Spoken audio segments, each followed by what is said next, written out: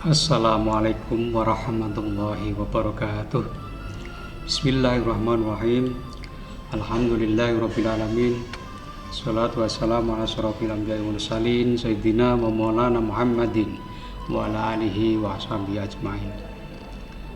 Anak-anak sekalian yang berbahagia, alhamdulillah pada saat ini kita dipertemukan lagi oleh Allah Subhanahu wa taala dalam pembelajaran pendidikan agama Islam dan budi pekerti untuk kelas 10 SMA atau SMK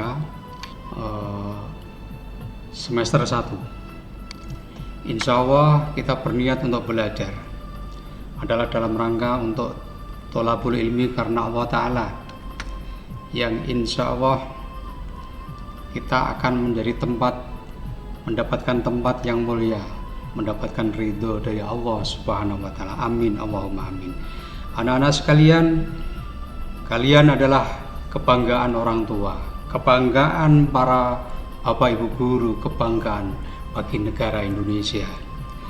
Karena kalian adalah merupakan kader penerus perjuangan bangsa yang tentu nanti akan memperoleh tempat yang sangat prospektif di masa yang akan datang, karena kalian nanti akan mendapatkan tempat yang menggantikan para pendahulunya, maka akan lebih mantap kalau terbekali dengan pendidikan agama Islam dan budi pekerti.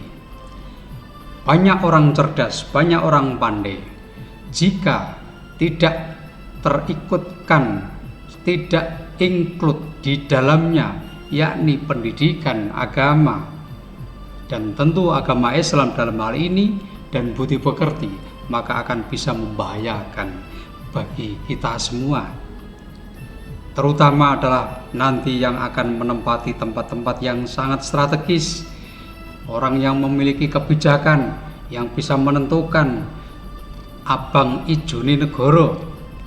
Maka jika sekarang sudah dimulai dengan dibekali pendidikan agama Islam, insya Allah akan menjadi orang-orang yang hebat, yang amanah, yang bisa menjunjung martabat kemanusiaan dan negara kita. Anak-anak sekalian, kita melihat bahwa kita hidup tidak hanya sekedar hidup, tetapi kita mempunyai tujuan. Kita harus mempunyai ikhtiar dan kita juga harus berdoa kepada Allah Subhanahu wa taala. Maka di sanding kita tentu kita harus tetap memperjuangkan, menanamkan diri dengan dekat apa yang disebut dengan ibadah pada Yang Maha Kuasa. Masjid Ka'bah itu akan mengantarkan kita menuju ke ilahi Rabbi yang insya Allah akan mendapatkan tempat yang sangat tinggi. Pada saat ini kita memasuki pada semester ganjil di SMA atau SMK, yang dalam hal ini semester 1 akan menempuh 6 bab yang akan kita lalui, dan bab yang pertama sudah menjalankan kita semua, yakni dengan judul kontrol diri, ukhuwah, dan juga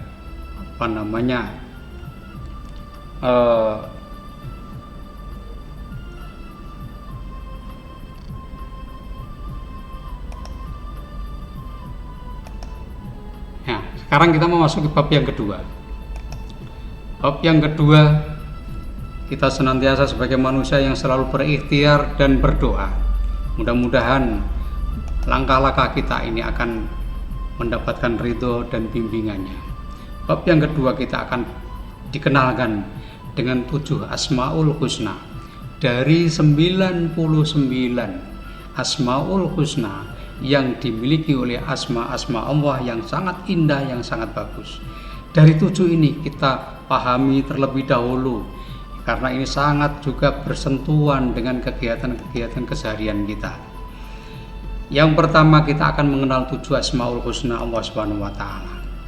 Kemudian bagaimana kemudian implementasi pemahaman 7 Al-Asmaul Husna itu.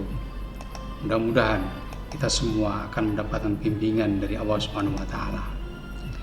Makna dan dalil Asmaul Husna Allah Subhanahu wa taala. Nama 7 Asmaul Husna Allah Subhanahu wa taala yang nanti kita akan lewati dan kita pelajari, di antaranya adalah Al-Karim, yang mempunyai arti maha mulia. Semoga saja kita nanti akan diberikan bimbingan untuk menuju ke kemuliaannya Allah Subhanahu wa taala. Yang kedua Al-Mu'min, yakni maha pemberi keamanan. Insya Allah kita ini akan menuju menjadi orang-orang yang aman di sisi Allah dan memberikan pengamanan kepada yang ada di sekitar kita. Yang ketiga Al-Wakil, maha pemelihara. Kita memelihara kehidupan kita, memelihara kehidupan kebersamaan kita, memelihara apa yang ada di dalam diri kita, di dalam hubungan dengan orang lain, di dalam hubungan dengan umat manusia ataupun juga alam semesta. Juga yang keempat adalah Al-Matin, maha kukuh, mempunyai pendirian, tidak gampang goyah, tidak gampang untuk terpengaruh oleh hal-hal yang menjadikan kita terpeleset atau terpelanting ke ranah yang kurang baik. Yang kelima adalah Al-Jami, maha menghimpun, maha kita mengadakan kebersamaan, mengadakan kepersatuan, mengadakan untuk mewujudkan yang lebih kokoh, yang lebih mempunyai kekuatan. Dan yang kelima, yang keenam adalah Al-Adil, maha adil. Maha adil ini diharapkan kita semua mempunyai jiwa adil, sebagaimana Allah mengajarkan kepada kita. Adil pada diri sendiri, adil kepada orang lain, adil kepada alam semesta, adil pada Allah Subhanahu wa taala. Kemudian Al-Akhir, maha akhir, bahwa kita semua ini tidak akan terus-menerus hidup di bumi ini, tapi kita nanti akan berakhir. Oleh karenanya dengan adanya hari akhir ini nanti kita mempunyai kesiapan yang lebih baik. Anak-anak sekalian, ayat-ayat Al-Quran tentang Asmaul Husna diantaranya adalah Al-Hasr, ada juga At-Toha ayat 6-8, Al-A'raf 180. Ini bisa dikaji, bisa dibaca, didalami, direnungkan, dan kemudian dicari makna yang terdalam di dalamnya. Kemudian kita implementasikan mana-mana yang terpesan di dalamnya. Insya Allah kita nanti akan menuju zaman yang Allah telah siapkan, yakni zaman di surga. Anak-anak sekalian, kemudian implementasi dari pemahaman 7 Al-Asmaul Husna, misalnya Al-Karim. Satu contoh, kita hendaknya pertama memuliakan dan berbakti kepada orang tua sebagai seorang anak yang telah dibimbing, sebagai seorang anak yang telah terbina, sebagai seorang anak yang telah dipenuhi semua kebutuhan hidupnya. Maka hendaknya kita mengerti, memahami bahwa orang tua telah berbuat yang banyak. Orang tua telah mengorbankan segala-segalanya, tapi demi untuk menegakkan dan memelihara anak-anaknya. Maka kepada orang tua kita hendaknya untuk berbakti kepadanya. Jangan sampai ada yang berani, jangan sampai ada yang tidak patuh, jangan sampai ada yang membentak, apalagi menyakiti dengan cara fisik. Anak-anak sekalian, juga tidak hanya kepada orang tua, tetapi juga menghormati kepada orang yang lebih tua. Orang yang lebih tua kita hormati, kita hargai, kita berikan tempat yang lebih tinggi daripada diri kita sendiri. Tentunya ini adalah pada orang-orang tua yang ada di sekitar kita yang bisa kita terjangkau. Dan yang ketiga adalah memuliakan dan menghormati guru. Masya Allah, jangan kita sembrono dengan guru-guru kita, sekalipun itu guru yang telah mengajari kita telah berlalu, telah terlewati, sekalipun mereka adalah guru di waktu kita masih kecil di TK ataupun di SD. Ada sebuah cerita memuliakan dan menghormati guru. Ada orang yang menguatkan tradisinya di dalam kehidupan, yakni contohnya adalah bangsa di Jepang. Bangsa di Jepang itu kebanyakan adalah menyembah pada matahari, tetapi memelihara tradisinya luar biasa. Termasuk mereka menundukkan kepala atau bahkan membungkukkan badan dalam rangka menghormati guru. Suatu saat ada sebuah seminar yang diisi oleh narasumber dari profesor Jepang dan profesor Indonesia. Di sela-sela waktu seminar itu, Profesor Jepang tiba-tiba itu membungkukkan badan. Kemudian profesor narasumber yang dari Indonesia tanya kepada profesor teman narasumbernya ini, ada apa gerangan? Kok membungkukkan badan? Padahal kita tidak ada tamu agung yang lewat. Orang Jepang itu memberikan jawaban bahwa ketika kita berminum bersama, kita makan bersama di jeda-jeda seminar itu, ada guru anak saya saat di TK itu lewat di depan saya. Kemudian kebiasaan saya adalah memberikan penghormatan. Masya Allah, ini adabiah yang tidak hanya orang Islam tapi orang Jepang yang mereka kebanyakan juga menyembah matahari, menghormat guru sekalipun itu guru anaknya. Bahkan guru itu adalah guru yang masih ada saat di TK. Anak-anak sekalian, ini sebuah contoh bagaimana pemahaman Al-Karim. Maka dengan Al-Karim yang kita usahakan, insya Allah kehidupan yang harmonis itu akan terwujud, akan indah kalau kita mau memanfaatkan kesempatan ketika usia kita masih ada di muka bumi ini. Kemudian yang kedua, implementasi pemahaman al-mu'min.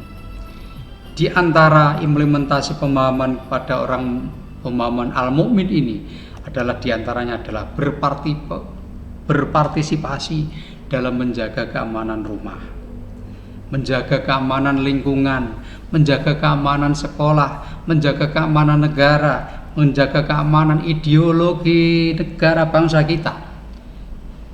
Kita al-mu'min ikut berpartisipasi, bukan hanya berpangku tangan dengan adanya apa yang ada di muka bumi ini. Kita hendaknya berpartisipasi. Kita punya pemahaman untuk menjaga keamanan rumah, lingkungan kita, sekolahan kita, desa kita, negara kita, bahkan ideologi kita dari rongrongan orang yang ingin mengganti ideologi-ideologi yang lain. Anak-anak sekalian, beberapa hal ini juga yang ketiga adalah berpartisipasi dalam menjaga keamanan lingkungan sekitar dan seterusnya. Tentu ini membutuhkan kemauan dan pelatihan buat kita semua. Yang ketiga adalah implementasi pemahaman al-wakil. Al-wakil diantaranya adalah membantu acara keagamaan di lingkungan sekitar kita. Jika kita ada lingkungan, jika kita mempunyai kegiatan keagamaan di momen apapun, insya Allah kita kalau mempunyai pemahaman tentang al-wakil akan ikut serta kegiatan tersebut. Di kepengurusan organisasi, di OSIS, bahkan di masyarakat sendiri juga mandiri, mengurus diri sendiri, bukan menggantungkan selalu kepada orang lain, tetapi diri kita mampu berdiri di atas kaki kita sendiri. Anak-anak sekalian, tentu pemahaman al-wakil ini banyak bisa kita kembangkan. Coba kalian buka pada surat Al-Hasr ayat 7 yang di dalamnya itu ada intang suru wa yang surkum. Barang siapa yang menolong agama Allah, niscaya Allah akan menolong pada kalian semua. Jangan mempunyai maksud bahwa kita akan mendapatkan sesuatu, tapi kalau kita tulus ikhlas untuk menolong agama Allah, insya Allah akan dibantu oleh Allah, akan diberikan pertolongan, dan pertolongan Allah tentu akan lebih besar dari pertolongan hamba ini kepada agamanya Allah. Yang keempat adalah implementasi al-matin. Dalam hal ini kita harus percaya diri, mempunyai keyakinan diri yang kuat.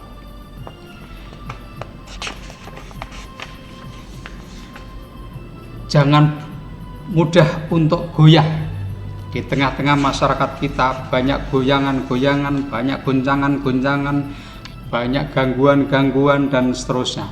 Kita harus mempunyai percaya diri bahwa saya mampu untuk menyelesaikan dan saya bisa, termasuk bisa di dalam mengerjakan soal-soal ujian, soal-soal evaluasi, dan saya mempunyai keyakinan mampu untuk melaksanakan sendiri dan percaya saya mampu, orang lain mampu, dan belum tentu orang lain itu betul, dan saya pun juga hendaknya berusaha untuk yang terbaik. Percaya diri dan juga teguh pendirian, jangan mudah goyah. Mudah goyah di sini mudah terombang-ambing situasi yang ada di sekitar kita. Kemudian meneguhkan hati orang lain. Walaupun kita ini percaya diri, teguh pendirian, tentu kita mempunyai sikap untuk membantu kepada orang lain, meneguhkan hati orang lain agar mempunyai kekokohan, agar mempunyai pendirian, dan seterusnya dan seterusnya. Dan selanjutnya adalah implementasi pemahaman al-jami. Al-jami kumpul, ya, berorganisasi, berjamaah, yakni kita ini memperhatikan kepentingan-kepentingan bersama, tidak hanya kepada diri kita sendiri. Kita mengedepankan musyawarah dalam mengambil keputusan, bukan semena-mena mumpung mempunyai kuasa, mumpung mempunyai kedudukan, mumpung mempunyai duit. Tidak boleh kita ini semena-mena kepada orang lain. Tentu yang lebih baik adalah kita mengedepankan musyawarah dalam mengambil keputusan. Insya Allah kalau seperti ini, orang itu akan percaya pada kita bersama dan akan merasa memiliki kebersamaan atas jamaah yang kita bangun, atas masyarakat koloni ataupun juga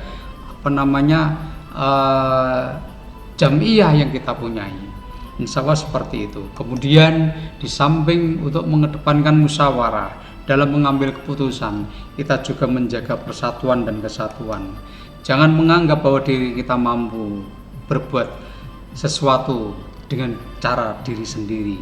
Ingat bahwa persatuan dan kesatuan itu sangat dibutuhkan sekali. Sapu lidi itu akan mempunyai kekuatan yang cukup efektif dan hebat jikalau dikumpulkan, disatukan menjadi satu ikatan yang kuat.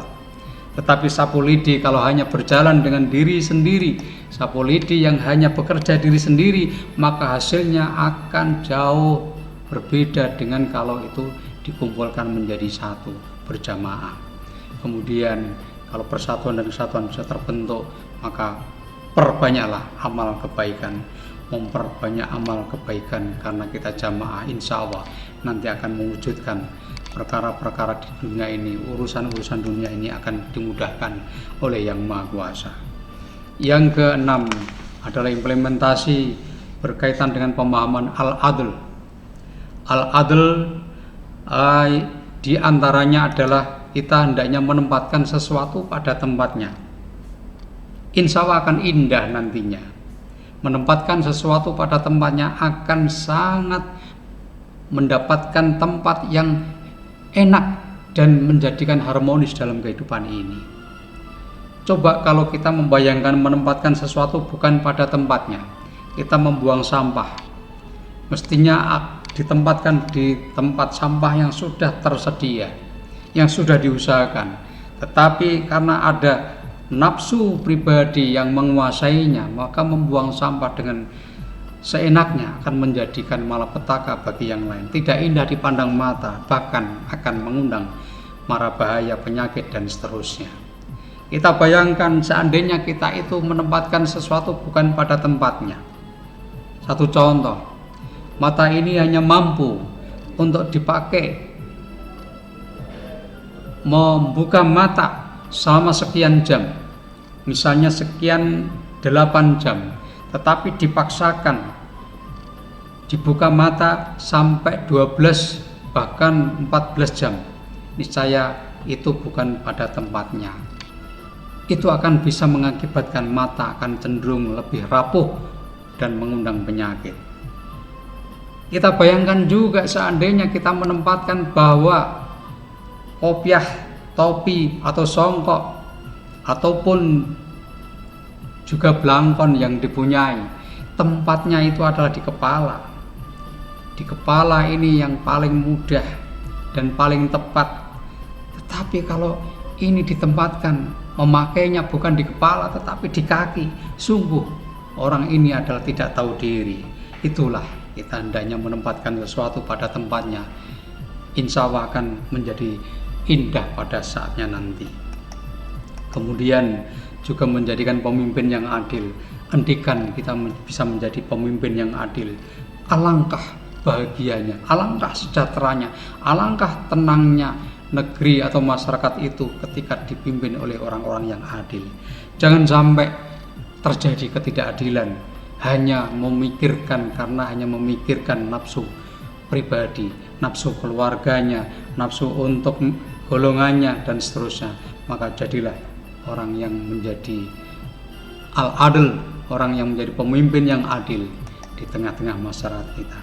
Kemudian kita juga berlaku adil dalam segala hal, termasuk jual beli, termasuk di dalam komunikasi, menentukan kebijakan-kebijakan peraturan yang tentunya ini nanti akan mendapatkan tempat yang akan mendapatkan perhatian dari orang lain, dan orang lain akan merasakan keharmonisan di dalam keadilan yang telah diterapkan oleh pemimpin itu.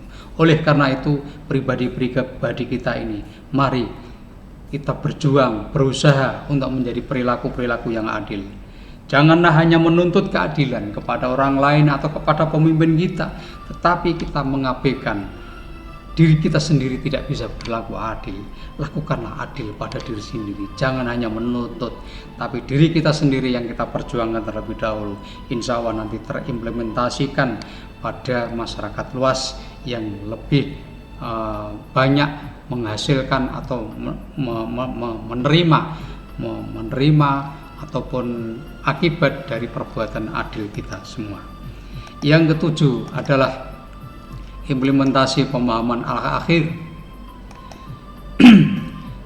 Satu contoh dalam implementasi ini adalah selalu berusaha untuk meningkatkan ibadah dan ilmu. Kita ingat bahwa kita ini tidak akan selamanya. Kita ingat bahwa kita ini tidak akan terus-menerus bisa hidup. Oleh karena selalu dan berusaha untuk ibadah pada Yang Maha Kuasa, dan carilah ilmu.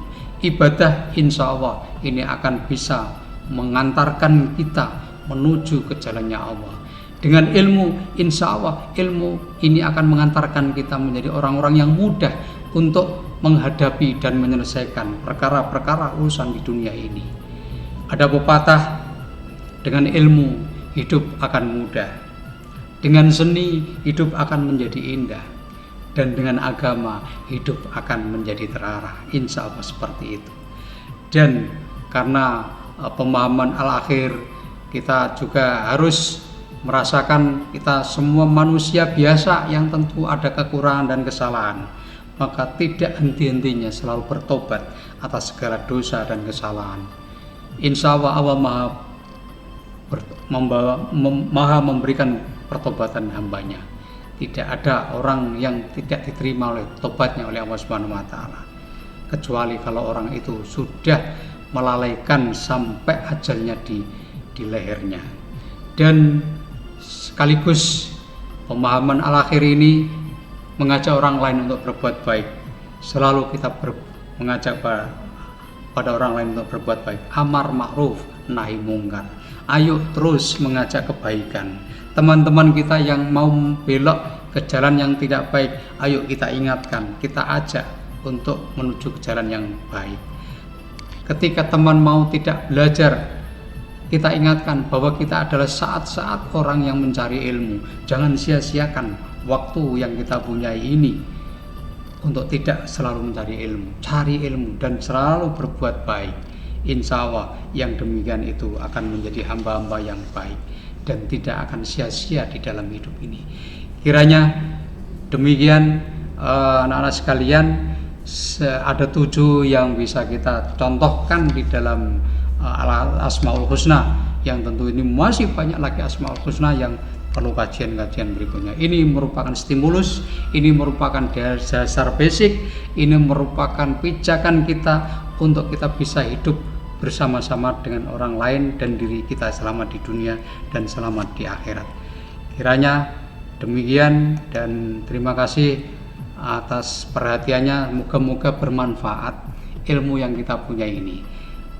Wallahul muwaffiq ila aqwamit thoriq. Wassalamualaikum warahmatullahi wabarakatuh.